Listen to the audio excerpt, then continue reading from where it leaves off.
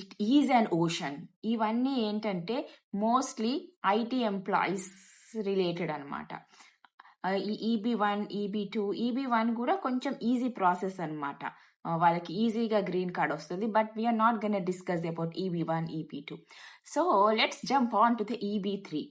So ఈ EB3 అనే వీసాని use చేస్తారు. ఈ EB3 అనే కేటగిరీలో ఈ నర్సింగ్ అనే జాబ్స్ అన్నీ దీని ద్వారా అప్రూవల్స్ వస్తాయి అన్నమాట. సో EB3 కేటగిరీలో అప్లై చేస్తే వాళ్ళకి గ్రీన్ కార్డ్ అనేది 3 years, 2 yearsలో వస్తుంది. Again it depends on each individual. Each individual has different scenarios, different stories, different cases.